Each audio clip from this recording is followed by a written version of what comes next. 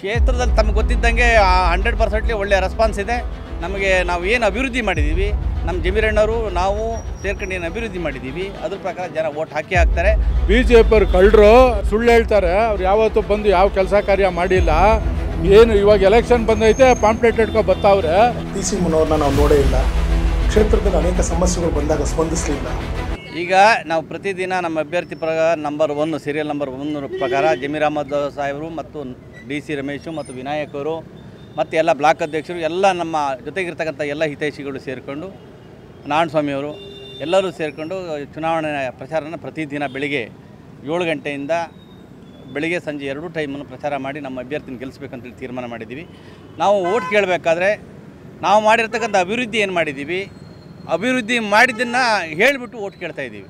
ಸುಮ್ಮನೆ ಹೋಗಿ ಇಡೀ ಏರಿಯಾದಲ್ಲಿ ನೀರಿನ ವ್ಯವಸ್ಥೆ ಆಗಿರ್ಬೋದು, ಸ್ಯಾನಿಟರಿ ವ್ಯವಸ್ಥೆ ಆಗಿರ್ಬೋದು, ಲೈಟ್ ವ್ಯವಸ್ಥೆ ಆಗಿರ್ಬೋದು ಮತ್ತು ಸರ್ಕಾರದ ವ್ಯವಸ್ಥೆಯಲ್ಲಿ ಫ್ರೀ ಬಸ್ಸು 2000 ರೂಪಾಯಿ ಮನೆಗೆ 10 kg ಅಕ್ಕಿ ಸಿದ್ದರಾಮಯ್ಯ ಸಾಹೇಬರು ಏನು ಸರ್ಕಾರ ಘೋಷಣೆ ಮಾಡಿತ್ತು, ಸಿದ್ದರಾಮಯ್ಯ ಸಾಹೇಬರು DK ಶಿವಕುಮಾರ್ ಏನು ಘೋಷಣೆ ಮಾಡಿದ್ದಾರೆ ಅದನ್ನು ನಾವು ನೆರವೇರಿಸಿದ್ದೀವಿ.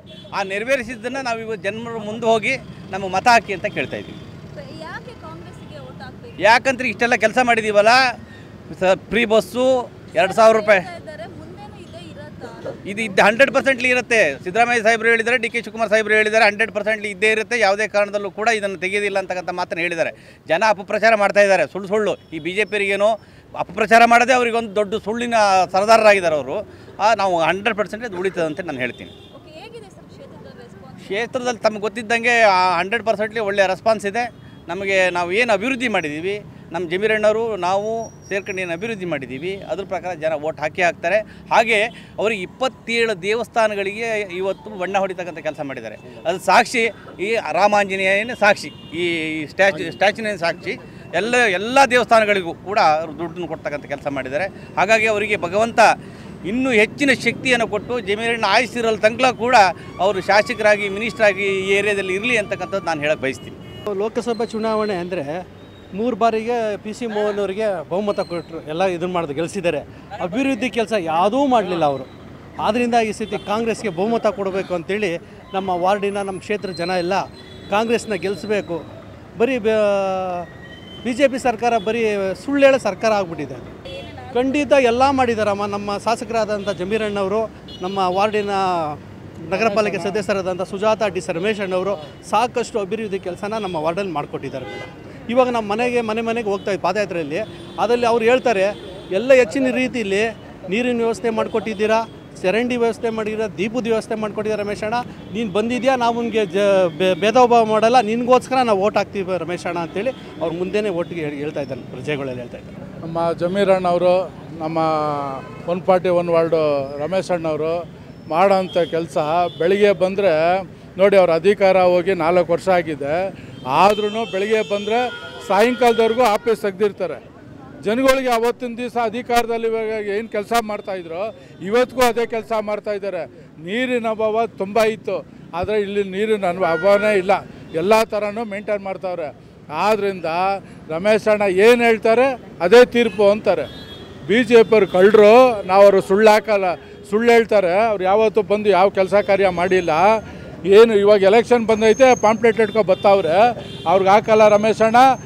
ನಿಮಗೆ ನಿಮ್ಮ ಮಕ ನೋಡಿ ನಾವು ನಿಮಗೆ ಹಾಕೋದು ಓಟು, ಇವ್ರಿಗೆ ಹಾಕೋದು, MP ಗೆ ಹಾಕ್ತೀವಿ ಓಟು ಕಾಂಗ್ರೆಸ್ದಿಂದ ಅಂತ ಹೇಳ್ತಾ ಇದ್ದಾರೆ ಜನಗಳಿಗೆ. ಅವ್ರಿಗೆ ಇವಾಗ ಇಲ್ಲೇ ಮಾಡ್ತಾವ್ರಲ್ಲ ಜಮೀರಣ್ಣ ರಮೇಶ್ ಅಣ್ಣನೇ, ಅವ್ರು ಮಾಡಿದ್ರೆ ಲೋಕಸಭೆ ಮಾಡ್ಕೊತಾರೆ.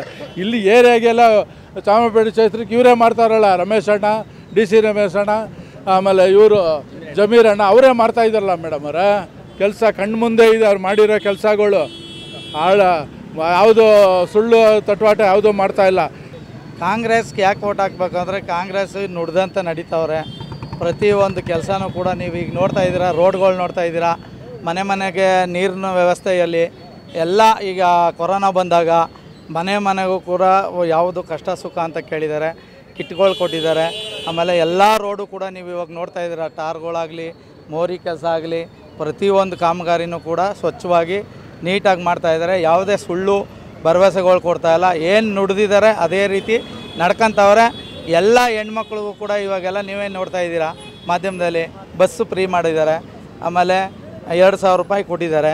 ಎಲ್ಲ ಅನುಕೂಲ ಮಾಡಿರೋದ್ರಿಂದ ಎಲ್ಲ ಜನಗಳಿಗೇನು ಬಿ ಜೆ ಪಿಯವರು ಸುಳ್ಳು ಹೇಳ್ತಾರೆ, ಅವ್ರೇನು ಮಾಡ್ತಾಯಿಲ್ಲ.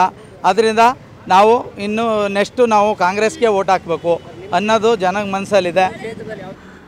ನಮ್ಮ ಕ್ಷೇತ್ರದಲ್ಲಿ ಇರ್ತಕ್ಕಂಥ ಅನೇಕ ನಾಗರಿಕ ಬಂಧುಗಳು ಸಾರ್ವಜನಿಕರಲ್ಲಿ ಪ್ರಶ್ನೆ ಆಗ್ತಾಯಿದೆ.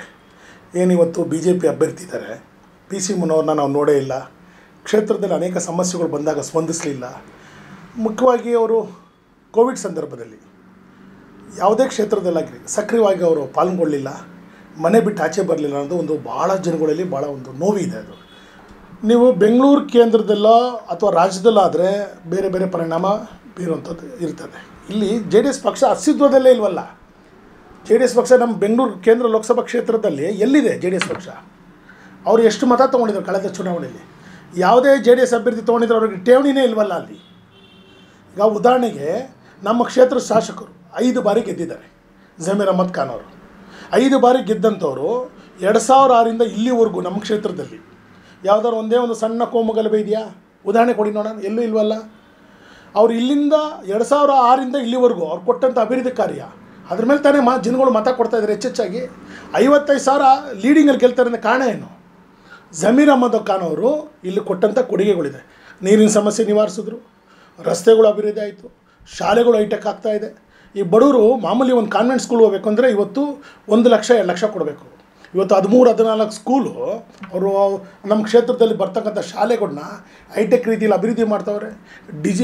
ಡಿಜಿಟಲ್ ಶಾಲೆಗಳು ಆಗ್ತಾಯಿದೆ, ಲ್ಯಾಪ್ಟಾಪ್ ಕೊಡ್ತಾ ಇದ್ದಾರೆ.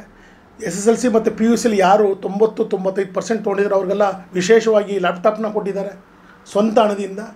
ಮತ್ತು ಯಾರು ಬಡವರು ಓದ್ತಾರೆ, ಇವತ್ತರೆಗೂ ನಮ್ಮ ಶಾಸಕರ ಕಚೇರಿಗೆ ಬಂದರೆ ಬಡವರಿಗೆ ವಿದ್ಯಾರ್ಥಿದು ಫೀಸ್ ಕಟ್ಟೋದು ಸಮಸ್ಯೆಗಳು ಏನಾರು ಇದ್ದಾಗ ಕೂಡಲೇ ಸ್ಪಂದಿಸ್ತಾರೆ. ಕಾಂಗ್ರೆಸ್ ಪಕ್ಷ ಬಂದು ಎಲ್ಲ ಧರ್ಮದವ್ರನ್ನ ಎಲ್ಲ ವರ್ಗದವ್ರನ್ನ ಸಮಾನವಾಗಿ ನೋಡೋವಂಥ ಒಂದು ಕಾಂಗ್ರೆಸ್ ಪಕ್ಷ ಭಾಳ ಇತಿಹಾಸ ಇರ್ತಕ್ಕಂಥ ಪಕ್ಷ.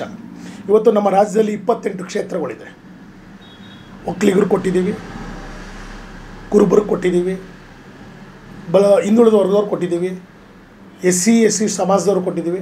27 ಕ್ಷೇತ್ರದಲ್ಲಿ ಬೇರೆಯವ್ರು ಕೊಟ್ಟು 1 ಕ್ಷೇತ್ರದಲ್ಲಿ ಅಲ್ಪಸಂಖ್ಯಾತರು ಕೊಡೋದು ಬೇಡವಾ ನಾವು?